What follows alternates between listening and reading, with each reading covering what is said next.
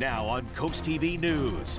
Sudden post office closure. Why the Ocean View post office is now closed.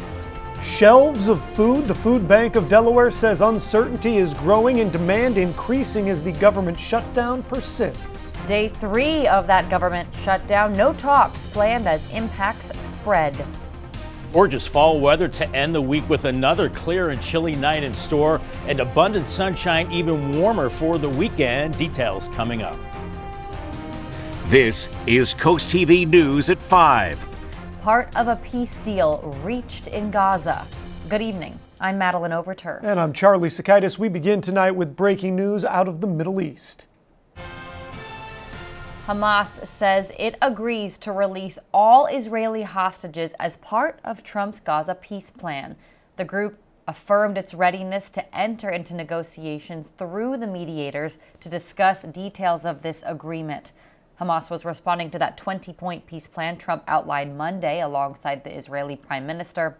Trump said he's giving Hamas until 6 p.m. Sunday to accept the ceasefire proposal. We'll continue to stay on this story as it develops throughout the weekend right here on CoastTV. The post office has been closed for 1 week, and customers in Ocean View say they're frustrated. CoastTV News reporter Brandon Ferguson is live in Ocean View. Brandon, people you spoke with today say they had no idea. Charlie, and being here today, this is what we saw. People would come up the stairs, try and open the door to their post office, look up at these signs, and with their package, head right back down the stairs, back to their car. Calling the Ocean View Post Office. Thank you for calling the United States Postal Service Customer Care Center. Para continuar en español, oprima uno. To hear our privacy policy, press 2. With no calls going through, the next best bet is to try and go in person. The Ocean View Post Office closing with no notice on Monday due to emergency renovations, according to this paper listed on the door. Chris Desmarais had a package in hand, ready to ship, but when he walked up to the door, this is what he saw. What's your first reaction just coming here trying to mail? Surprise! I just didn't think that the post office would be closed, so I'm sort of like, okay. That was the theme Friday, people not knowing of the closure and turning around, like in this case, and this one, also this one. People getting in their car and getting back on the road. Posted on the front door is the next closest post office, which is the Bethany Beach location. Ocean View local Leo Carlins doesn't have a problem adding that extra couple of minutes to his drive. I had no idea this was going to happen, but I'll get over it. So, and if they say it needs emergency renovations, it's fine with me. Doors locked, lights off, and an empty parking lot. No word yet on when the Ocean View post office will be back up and running. Again, the government shutdown is not to blame for this closure.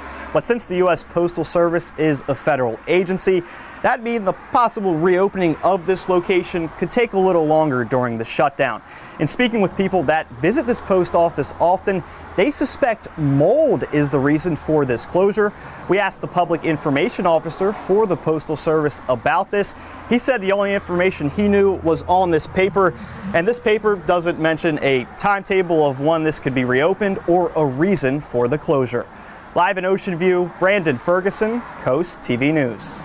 Not just Ocean View. Neighbors in Bethel, that's in western Sussex County, say they've been having trouble getting their mail too. People in Bethel say the post office is rarely staffed, and locals say many of their packages have either been returned to sender or delivered to the wrong address. The U.S. Postal Service says it is working to address staffing problems there. The Food Bank of Delaware in Milford is a place that a lot of people rely on. In fact, right now, the food bank says they're seeing the highest food insecurity rates in nearly a decade. CoastTV News reporter Emma Aiken is live there in Milford. The food bank says the government shutdown is making things even harder. Charlie, here at the Food Bank of Delaware, they tell me there's already a high need in these communities. They say if the government shutdown continues for a while, they expect to see even more people relying on their services. The food bank says during this shutdown, they're expecting even more people, like federal employees, to need the food bank's help. And if the shutdown continues for a longer period of time, more people may show up, but federal assistance programs may not. The food bank anticipates SNAP will be okay through October, but they can't say for sure after that. It's worrisome for us in terms of the people that we serve. We know that that so many individuals are just barely getting by, making ends meet, and I don't know that anyone could plan for not having a paycheck. The food bank tells me they're always in need of food and fund donations. That's any time of the year. And if you want to volunteer, there's plenty of opportunities to do that here as well. Reporting live in Milford, Emma Aiken, Coast TV News. Thank you, Emma. And this brings us into our Coast TV poll. We want to know what worries you the most during a government shutdown. Let's take a look at the results so far. 68% say economic fallout, 22% say delayed services, and 10% say missed paychecks. We do have a comment from Allison and Lewis who says the impact will be felt across all sectors, especially if the shutdown is prolonged. If you haven't voted yet or left us a comment, please do that. You can do it at coasttv.com or our mobile app. Let's go ahead and take a live look into Dover right now as we check in with our First Alert meteorologist, Bob Trihey. Bob, what are we seeing as we head into the weekend? Oh boy, yeah, Charlie, it's looking great out there. What a beautiful fall Friday. Temperatures below average, only near 70. We're still in the low 70s from Bridgeville to Seaford, 71 in Laurel, 68 in Georgetown and Millsboro. A little cooler at the beaches, Ocean City 66. The same for Lewis as well. We have a light southeast breeze right now, but those breezes will tend to die out as we go through the overnight. As we have some high clouds, some cumulus clouds as well, but they'll tend to fade away as we go through the evening as we have sprawling high pressure. And with high pressure, that means light winds, and under clear skies, those temperatures fall off pretty quickly. Here's 6 p.m. on Futurecast. Still in the 60s and 70s with mostly clear skies, but make sure you have that heavier sweatshirt or jacket as we go through 9 p.m. We're in the 50s and 60s, and even colder by midnight with mid-50s inland and lower 60s along the coast with clear skies. So any breeze will quiet down. Looking great for Friday night football, any outdoor activities, but those temperatures quickly falling through the 50s through the overnight hours and into the weekend. Even nicer, looking great for those fall activities with a warm-up. Much more on your forecast coming up a little bit later on. Thank you, Bob. We are learning more about the car crash near the Indian River Inlet Bridge Thursday night. The Millville Volunteer Fire Company says one car was on its side with the driver trapped. Firefighters removed the roof to free the driver. 2 people were taken to a local hospital. The Ocean Pines Volunteer Fire Department is set to get some new life-saving gear. Firefighters were awarded a $300,000 federal grant. The money earmarked for replacing more than 30 outdated respiratory systems. The fire department's captain says this will allow crews to be more effective in dangerous environments and return home after every call. The new units are expected to be in service later this year or early next. Another vote, another fail. The government shutdown moving forward. No more votes expected this weekend. NBC's Ryan Nobles shows us how that leaves Americans from coast to coast disappointed and some people losing services. On day 3 of the government shutdown, for the 4th time, Senate votes to open it failed. 3/5 of the Senate duly chosen and sworn not having voted in the affirmative. With no talks scheduled and each side fully entrenched, Republicans standing firm with the House-passed spending bill. I don't know how many times you're going to give them a chance to vote no, and hopefully over the weekend they'll have a chance to think about it. And Democrats vowing to keep up the fight for health care. If we don't act now, then at least 22 million people will see their health care premiums double on average. But for many people, it's even worse than that. President Trump threatening to fire already furloughed federal employees and downsize what he calls Democratic agencies. The Office of Management and Budget is in constant communication and contact right now with our cabinet secretaries and agencies across the board to identify, unfortunately, where layoffs have to be made and where cuts have to happen. Now the impact of this shutdown beginning to be felt across the country, from tourists disappointed at a war memorial in Maryland. Packed a little picnic lunch And I thought about it being closed, but I thought it would just be like the Welcome Center. To a Native American tribe in Nevada, which gets money from federal grants and contracts, but furloughed 25 workers to keep public services running. Maybe we can go for another 5 days, but what does that mean if this thing lasts for a month? And now it's like we have to grip our resources even tighter if this goes even 2 weeks. There are no votes scheduled this weekend. The Senate will be back on Monday, but the House maybe not until Tuesday, and maybe they will be out even longer than that, which means it is very likely that this shutdown will extend to more than a week. Ryan Nobles, NBC News, Washington. An end to Rite Aid, what the pharmacy chain announced abruptly today. A gorgeous Friday across Delaware. Our high today 71, a few degrees below the average of 74. 45 this morning, very chilly. The average low is 55. We do have a warm up into the weekend. Your full forecast coming up in about 5 minutes. The first weekend of October brings a mix of fun and meaning to the coast. Stay tuned for your weekly lineup of cool things to do. This is Coast TV News at 5. Dewey Beach is turning pink. Country music taking over Ocean City, and classic cars are coming to Georgetown. All that and more this weekend. Christina DeRobertis has your cool things to do. October is finally here, and with it comes plenty to do this weekend. On Saturday, Dewey Beach goes pink. The 14th annual fundraiser takes over the Starboard, bringing thousands of people together to raise money for breast cancer awareness. It all kicks off with a race and walk at 11 a.m. Then the party rolls on with live music, food, and an auction. New and vintage cars will be on display in Georgetown on Friday and Saturday for the annual Wings and Wheels Festival. The sky meets the road with an assortment of cars and planes. They're all on display at the Delaware Coastal Airport. The Milford Historical Society is hosting its Fall Antiques Market on Saturday from 9 to 3. That's on the lawn of the Parson Thorne Mansion. Dealers from across Delmarva will be there with antiques and vintage finds. Admission is just $1, and it includes a tour of the mansion where renovations are currently underway. Swifties can listen to Taylor Swift's new album, The Life of a Showgirl, at Big Oyster Brewery on Sunday. There's going to be Taylor Swift-themed brunch items, plus cocktails and mocktails. In Lewis on Sunday, science meets family fun. The University of Delaware's Coast Day is happening at the Sharp campus. That's from 10 to 3 p.m. There's going to be hands-on activities, touch tanks, boat tours, even a chemical magic show. And Ocean City is welcoming country music fans for the Country Calling Music Festival. Headliners include Carrie Underwood, Luke Bryan, and Luke Combs, and you can still get tickets. For event details, tickets, and more, just head over to CoastTV.com and click on Cool Things to Do.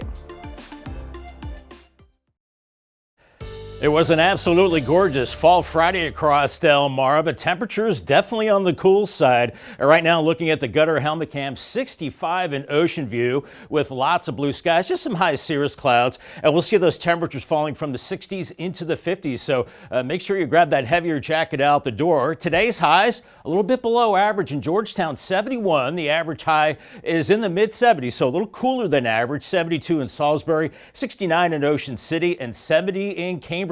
And for Friday Night Lights, it's looking really good out there. Kickoff 63, light winds, mainly clear, and halftime 56. So you'll definitely want to have that heavier sweatshirt. And we've got Country Calling, of course, going on. And tonight we're looking great, but once again, bundle up as you head out to Ocean City. Temperatures falling to the 60s. 73 with sunshine on Saturday, and then 74 gorgeous on Sunday for Country Calling. So looking forward to that. This evening we're looking at quickly falling temperatures from the 60s into the 50s with light winds and high pressure overhead. Then for the weekend, wonderful wall-to-wall sunshine, a warming trend looking really good. But right now, temperatures, well, not bad, into the 60s and low 70s. Away from the coast, 66 in Lewis, Bethany Beach 66. The same for Ocean City, Delmar at 68. We've got a light southeasterly breeze, but those winds will become pretty light to calm overnight with high pressure overhead. And right now, we just have some cirrus clouds floating through, but we've got high pressure sprawled all across the mid-Atlantic region right now, and that extends into the Ohio Valley as well. So really, much of the eastern half of the country is looking very quiet, so that bodes well for us for a good-looking weekend. Now, Futurecast by 7 p.m. has temperatures falling pretty quickly through the 60s, and then by shortly after midnight into the mid-50s, and some areas into the upper 40s Saturday morning. Otherwise, 50s, another chilly start. And then by Saturday afternoon, we're into the mid to upper 70s, so we do start to warm things up with that dry air. Not as chilly Sunday morning with low 50s, and then upper 70s, close to 80 in Seaford on Sunday, 79 in Millsboro, and Selbyville 77. Along the coast, we're in the 70s for tomorrow with light winds, a great looking day. And on the muggy meter, it's comfortable, really nice the next couple of days. A little humidity by Tuesday, and then drying out Wednesday and Thursday. And Wednesday's our next chance for rain with the front. Not a big chance, but really only one rainy day possible. Our tropical outlook, a 50% chance of this area out in the central Atlantic developing into a tropical system. There's nothing going on right now, and only a low chance around Florida. 47 tonight, mostly clear, quite chilly. 78 tomorrow. Here is your Paul Davis 7-day forecast. Upper 70s right through Monday, keeping it dry, and some rain showers Wednesday in 73. And congratulations to Trish Harris from Ocean View on winning a brand new umbrella from Paul Davis and Coast TV. Bob, thank you. Starting Monday, October 13th through the 15th, the Salisbury Zoo will temporarily close. The zoo says that's because it has to resurface pathways to make them safer. Salisbury Zoo says, though, it will reopen Thursday, October 16th. Coming up tonight on the Delmarva Sports Network at 6, Down and Distance. Then at 6:30, catch the high school football pregame show, Scoops and Scores. At 7 p.m., Delaware high school football live coverage when Sussex Central takes on Middletown. At 10:30, we have Nittany Game Week, and at 11:30, the final score. Over on DSN Plus, a lot here, so stay with me. Along with the Sussex Central game, you can watch these exclusives. 6 p.m., NCAA women's volleyball when Maryland Eastern Shore hosts Norfolk State. There's Bayside Conference high school football when Cambridge South Dorchester visits Colonel Richardson. At 7 p.m., Seaford travels to Polytech, and Cape is at Appoquinimink. And it's week 5 of the NFL regular season. We have Sunday Night Football right here on Coast TV this week. You can catch the New England Patriots taking on the Buffalo Bills. Big game there. Coverage begins at 7, then stay right here for Coast TV News following the game. And coming up here, a young author makes waves with his 12th book, and he's doing it in 2 languages. Stay tuned on Coast TV News at 5. A pharmacy shocker, Rite Aid Pharmacy is no more. A post on Rite Aid's website reads, all Rite Aid stores have now closed. We thank our loyal customers for their many years of support. Rite Aid had filed for bankruptcy twice in just the past 2 years. Maximo Cesar Castellanos from Georgetown is a 16-year-old award-winning author. And get this, he recently released his 12th book called Kingsley First Act. His family says the bilingual teen began writing books in both Spanish and English when he was just 6 years old. They say he also illustrates all of his books, earning multiple international Latino book awards. All right, favorite story of the day. Taylor Swift is entering her showgirl era. The singer-songwriter's new album is now available. It's called Life of a Showgirl. This is Swift's 12th original studio album and the first since she became the owner of her entire music catalog. And the album, yes, I've listened to it twice, is full of love songs to her fiancé, Travis Kelce. Apple has removed tracking apps that alert people about sightings of ICE agents in the area. The removal follows a request from the Department of Justice. Apple told the creator of Ice Block an email that the app does not comply with their store guidelines. President Donald Trump and his administration have argued that the app poses a threat to ICE agents, which Ice Block's creator calls, quote, patently false. A live look into Laurel. One more check on your forecast after this. Temperatures tumble quickly this evening under clear skies to the 60s and then into the 50s with calm conditions. I think tomorrow morning, some inland locations in the upper 40s. Paul Davis 10-day forecast, gorgeous weekend, upper 70s, cool nights, and then even 80 by Tuesday. Looks like our one rain chance comes on Wednesday, 73, then cooling down for the end of next week. And right now, next weekend looking dry and temperatures a little cooler. All right, Bob, thank you, and thanks for joining us here for Coast TV News at 5. For more news, more local weather, download our Coast TV News app. Inside Edition is up next. And we're going to see you later tonight for Coast TV News at 6. Have a great evening.